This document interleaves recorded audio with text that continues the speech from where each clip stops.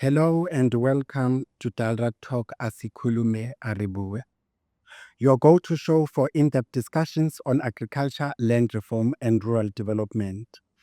I'm your host, Prince Msweni, and today we are diving into a very important law, the Extension of Security of Tenure Act 62 of 1997, also known as ESTA. This legislation has been central in protecting the rights of people living and working on farmland across South Africa. Our guest today is Mrs Nonqaba Mehlomakulu, Director, Land Rights Policy and Systems Development. We will be talking about origins, purpose, and recent amendments to ESTA, and how this affects both landowners and occupiers. Mrs. Mehlomakulu, good day and welcome to Dalva Talk. Good day, Prince, and good day to listeners and viewers. Thank you so much for taking this time to come and have a chat with us here at Dalva Talk. We truly appreciate it. Let's dive into it. Let's start with a bit of background. The Extension of Security of Kenya Act 62 of 1997, that is ESTA, was passed in 1997. Can you give us some context on what this law is about and why was it introduced? Okay, so this law was introduced as a result of Section 25(6) of the Constitution of the Republic of South Africa.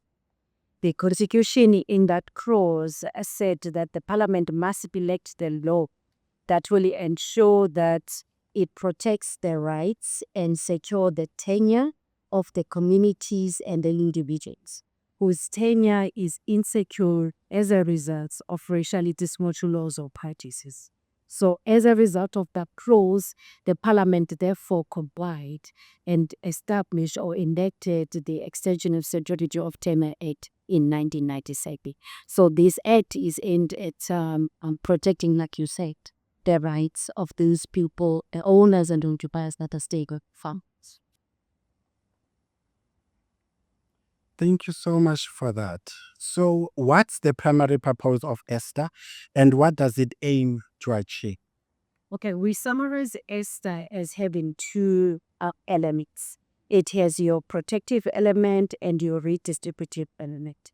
On the protective element, it therefore prescribes the conditions of stay of the people that are occupying the staying on the farm, the terms and conditions upon which that right to occupy and use the land can be terminated. It also outlines the rights and the responsibilities of both the occupiers, persons in charge, and the landowners. That is the protective side. On the redistributive side, therefore, it state measures to ensure that the occupiers are graduating from being called occupiers to the landowners, therefore saying in Simbi English, securing their land take. ESTA does quite a lot, if I may say. So where exactly does ESTA apply, and are there specific types of land or property that falls under this act? Yes. ESTA in Section 2 of the Act says ESTA is applicable in all land.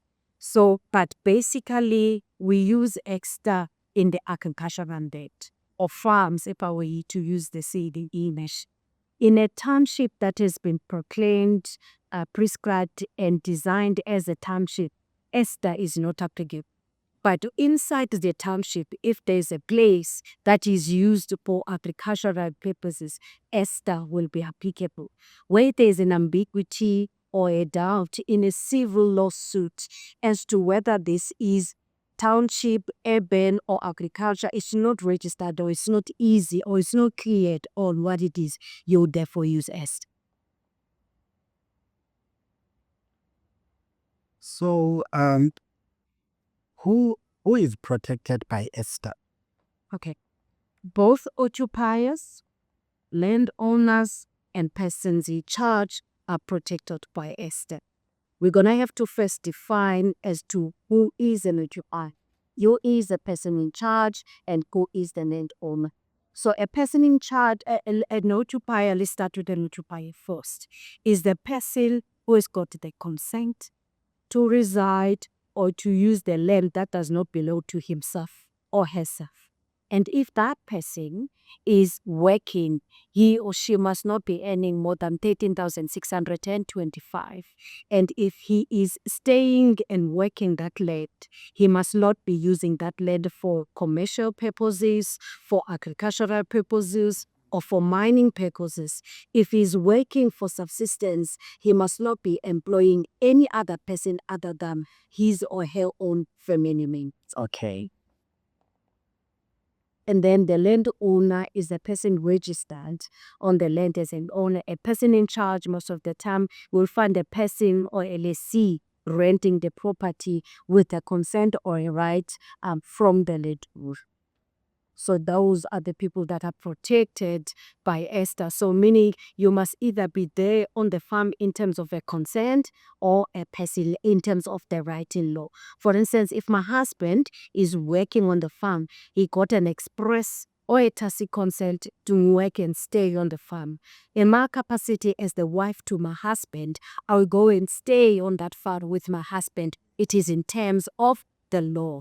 So what kind of a law is that? Is the Marriages Act. Because if I am married to my husband, I must stay with my husband, because if I don't stay with my husband for a period of more than 12 months, I am deemed to have divorced. So I must, in terms of the law, go and stay with my husband. In terms of Labor Relations Act, if we are working on the farm, I must stay and work on the farm. So we are using the Labor Relations Act as a right in law that allows you to go and stay in the farm. So two categories, consent or right in. Okay, thank you so much for that. It's quite a mouthful, I must say. So if someone moves into farmland, does that automatically makes them an occupier under ESTA? Or, I mean, you've just touched now on some specific conditions. So can you tell us more about that? If a person moves into the farm, does that automatically makes them an occupier under the ESTA law? Okay, so in order for you to have the right to be on the farm, we must either have received a consent from the owner or person in charge, or you must be there in terms of any writing law. Now, in giving that consent, a person in charge or a landowner can either give it expressly or tacitly. So there are some classification on how do you give a tacit consent, because an express consent is I'm expressly giving you a consent to come and stay and or work on the farm. Does not have to be both. So you've got the express consent. However, if the landowner or the person in charge is allowing you without expressly saying so, but his or her action are allowing you to stay on the farm for a period of 12 months or more, we classify that kind of a tacit consent as a presumed consent. And then the second one is that if the landowner or person in charge allows you to stay and or use the land for a period of 3 years or more, we say that is a knowledge consent, because you can't have somebody in your property staying for a period of 12 months or more or 3 years or more without your knowledge. Think about it this way.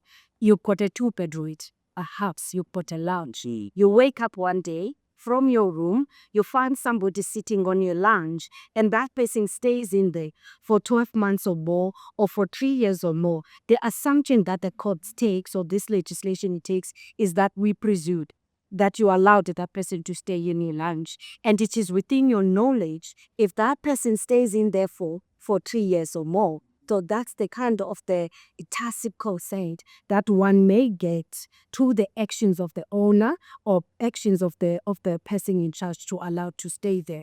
However, if the land belongs to the state or some of the entities of the state, the consent for you to stay there must be expressed. It cannot be tacit. Whether you can be staying in a state land or land used or owned by the state entities for 100 years, if the consent to stay on that land was not expressed, then you are not an occupier as defined, or you don't have a right to be there. So everything has to be done in accordance. Yes. And the only exception that is given, because majority of occupiers are vulnerable people, are people that are illiterate. So all they need to prove is the fact that they got this consent, whether express or tacit, either from the person in charge or the landowner, irrespective of the fact that the person in charge or the landowner needed to agree to one another in terms of any law before giving such an occupier the consent to stay. So we exempt the occupiers from knowing the requirements or arrangement between the landowner and the person in charge. All what is required of me as an occupier, I must prove that I got the consent either from you as a person in charge or from the registered landlord. So that's how you get to be recognized as a rightful occupier on it. Okay, then. Thank you for that. Now let's dive into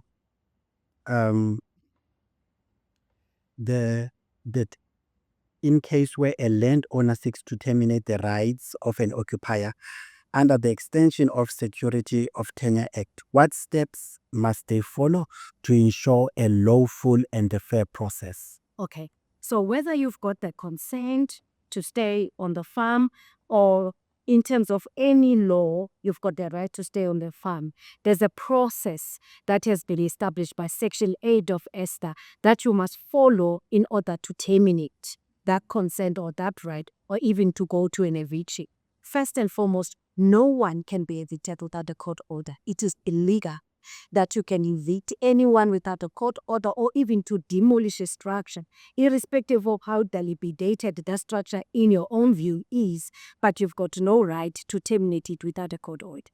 Then the steps to follow in order to terminate the right to stay or the right to use or to evict the people are as follows. Step 1, the landowner or person in charge, first and foremost, have got the right to terminate. So this is the step that they must follow. 1, they must issue a notice to an occupier to say, I am giving you a notice of my intention to terminate your right to stay. That notice must be in the language understood by that occupier, because there's no use of writing in Afrikaans or as Xhosa. I won't understand what is.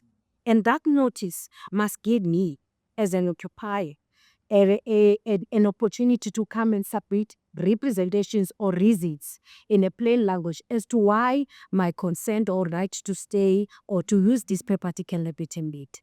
Let's say I do submit these reasons and you reject them, or I fail to respond. You therefore move to step number 2.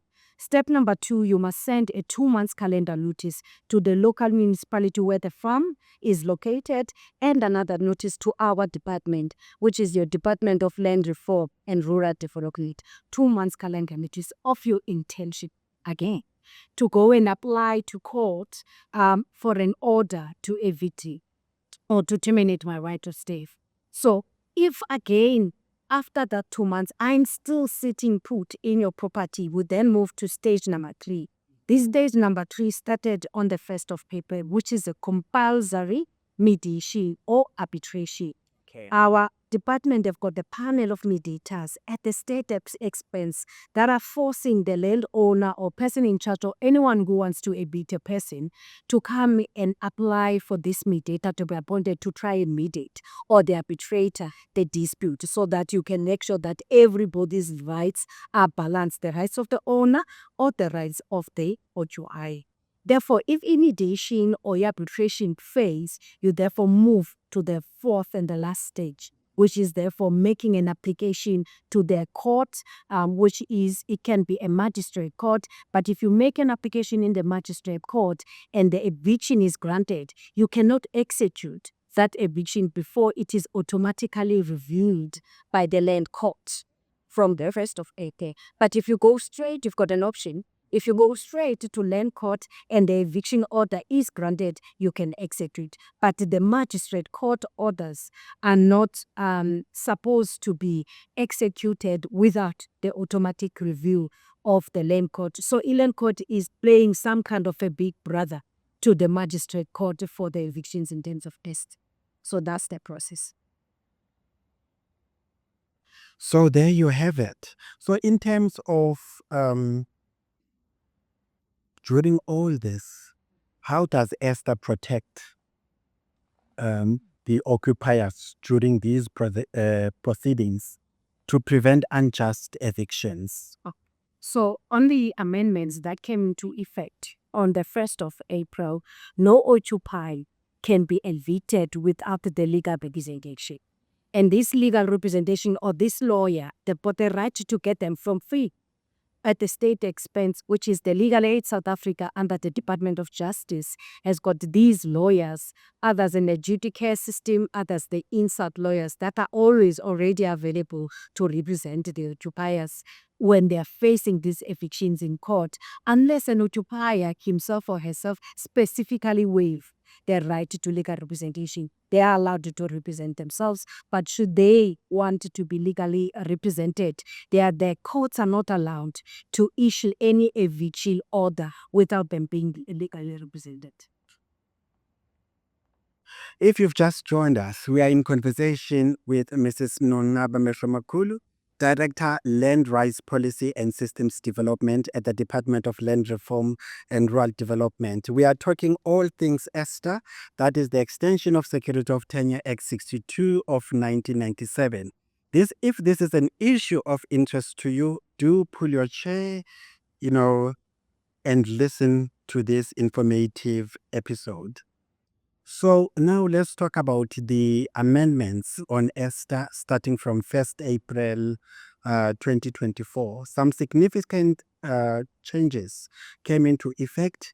Can you walk us through some of these main updates? Okay, so the first update is that if you look at many houses that the occupiers are using on the farms, they are so dilapidated in a bad condition.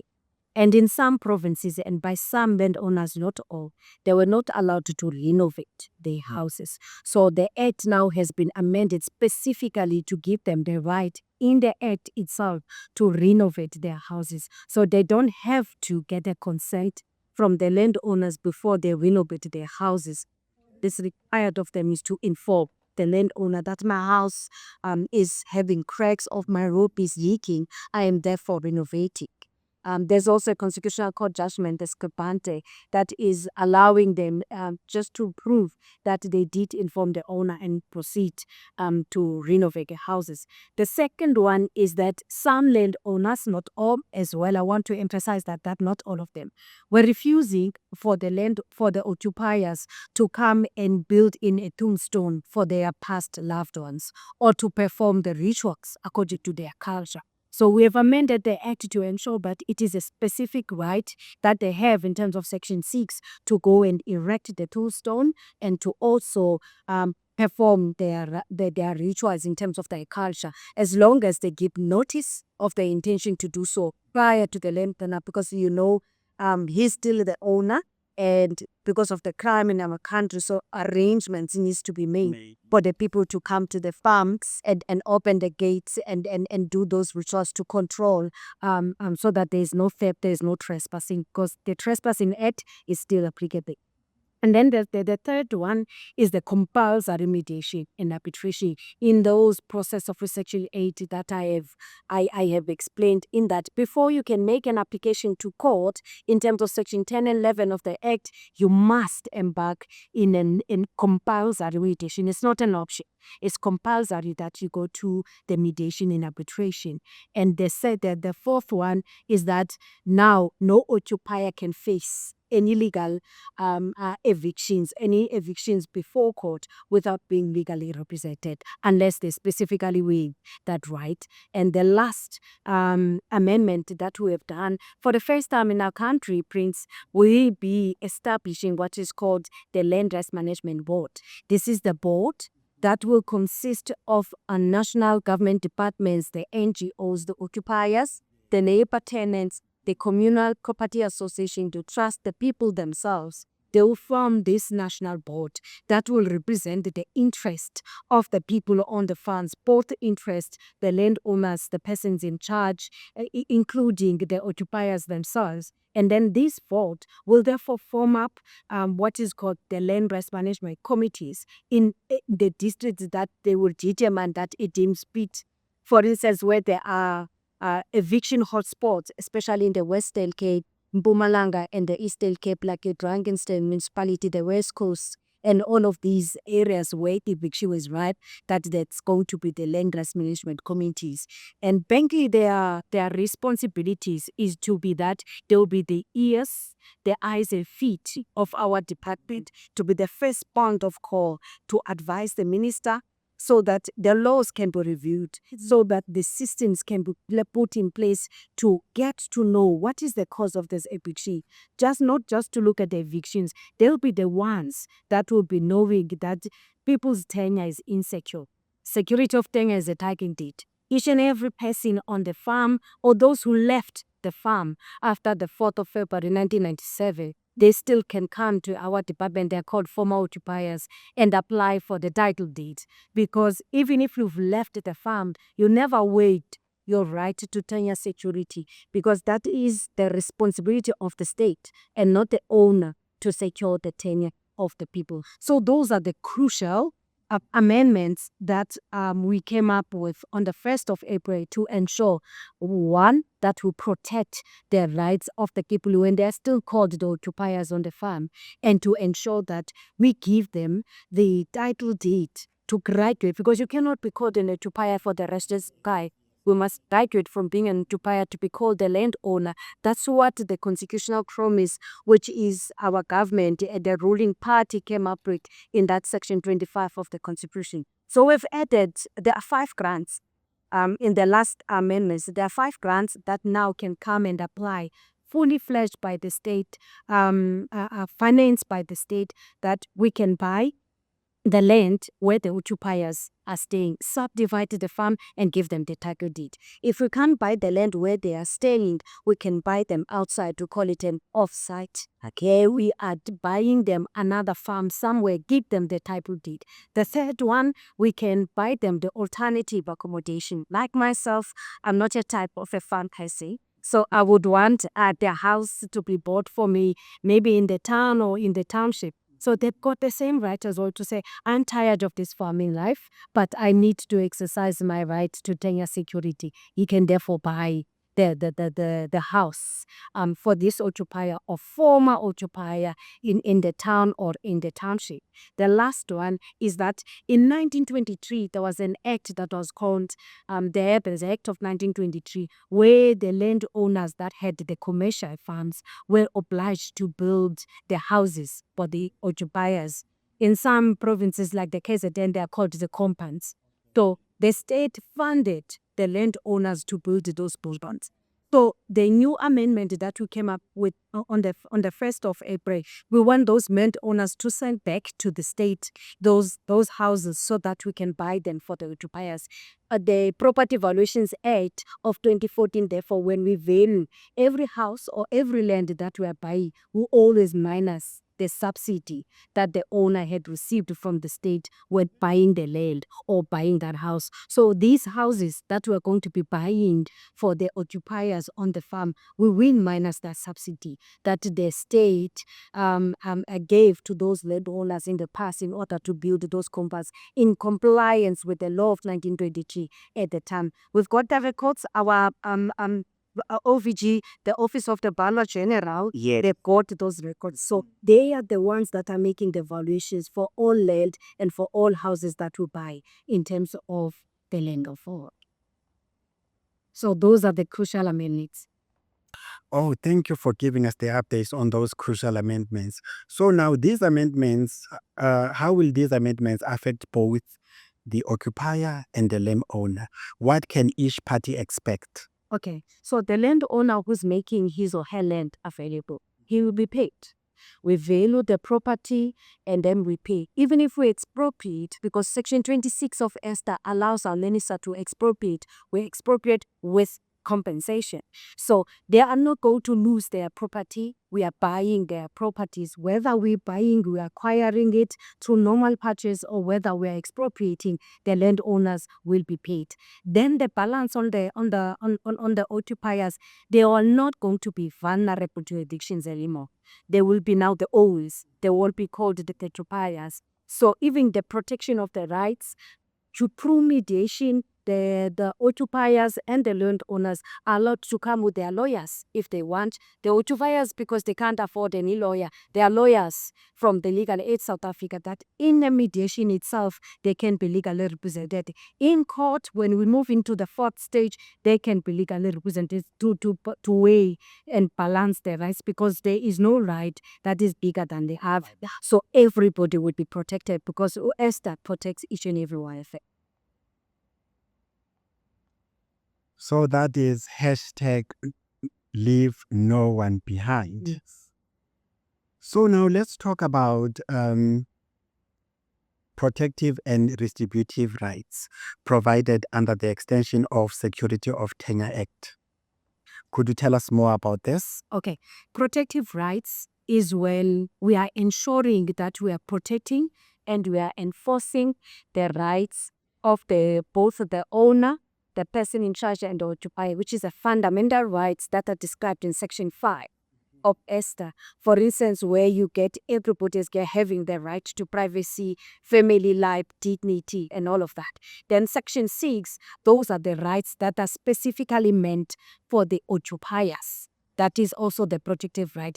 First and foremost, the right that they have is the right to security of stay. That everybody must have a title deed.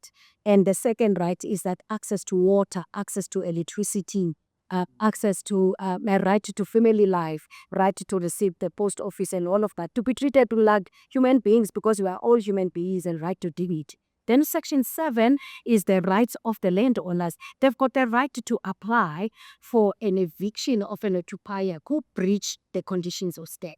Okay. Who breaks the law. Remember, for you to come and stay in the land belonging to another, there are always terms and conditions. Yes. So when they break those terms and conditions, the occupiers, the landowners and the persons in charge, have got the right in law to apply for an eviction. With that tight process now of an eviction, it will make sure that the eviction is both procedurally and substantively fair, to protect everybody. Redistributive right is when the occupier getting a title deed of the land, and when the landowner is getting compensated for the land they are selling it to the state on behalf of the occupiers.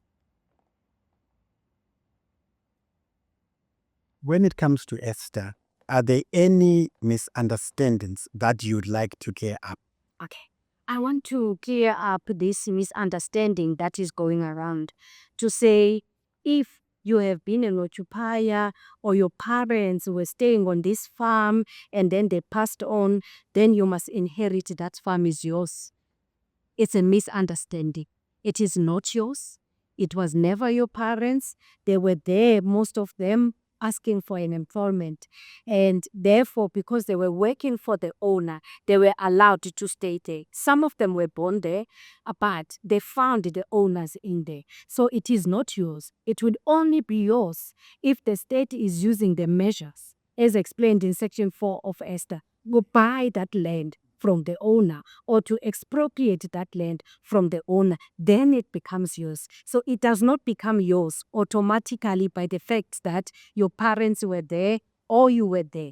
And the last one, the misconception that is there, is the fact that the landowners are not allowed to evict it. The responsibility to secure the tenure is the constitutional promise that each and every South African citizen has. That is described in Section 25 of our Constitution. Section 25 of our Constitution gives 3 legs of land reform. If we look at Section 25(6), it gives the people right to security of tenure, where ESTA and Labour Tenants Land Reform Act of 1996 is there to give people their tenure. Then the second leg of land reform, it is restitution. That allows the people who lost or were dispossessed of their right to land as a result of racially discriminatory laws of practices by 19 June 1913 to come by 31st December 1998 to lodge these claims. So if they did lodge those claims, they get back that land. And then the last leg, it is the redistribution, which is in terms of section 25(9), where we buy the land as the state and then we give it to the people to lease from 5 years to 30 years. But now, since last year under the leadership of the former Minister Thoko Didiza, that we are now converting those leases and giving them the title deeds, because the judgments are saying, the Constitutional Court, it doesn't matter how long the lease can be, it's not a security of tenure. It's a security of tenure if it is the type title deed. We can lease for 100 years, but it's still not the security of tenure. So the misconception that has been there, you must just stay in the property and then automatically it's yours. No, the state must come in and ensure that they use these measures in order to ensure that we buy it from the owner or we expropriate it from the owner and then to give it to you via the formal transfer in terms of deeds registry act. No, thank you so much for that. And for more information, if people are listening and they'd like to do some follow-up or get some more information or further discussion or clarity, is there a number that they can call or where can they go? Okay, so we've got the offices of our department in all districts of our country, so they can locate any office that is near them. And what we also do in our district, each and every quarter, our officials are going to district by district on those farms and do what we call land rights awareness campaigns. These land rights awareness campaigns are conducted in the language that the people understand in that region. And we've got the flyer that are on those offices, including their website. They are titled Know Your Land Rights. They are written in all our 11 official languages so that you can specifically know what are your rights as you are the person that is working and staying on the farm, which we call you a farm dweller. And if ever there's any problem, there are 3 ways to resolve it. First and foremost, Regulation 20 that also came into effective on the 1st of April. Our officials doesn't intervene. If it's still a chance to intervene, the matter is not in court yet. If their own intervention fail, we've got these mediators that are in the panel of the state, paid for by the state, that the matter can be resolved through mediation or arbitration. If the mediation or arbitration fails, therefore the legal aid comes, and Legal Aid South Africa comes and gives free legal services.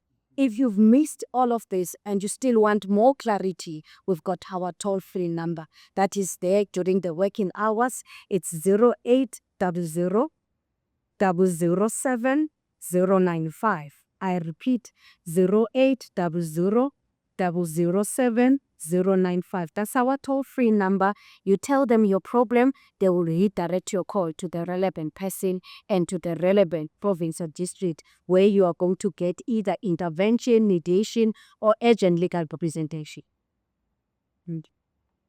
In case you missed that toll-free number, it is 0800 007 095. That is 0800 007 095.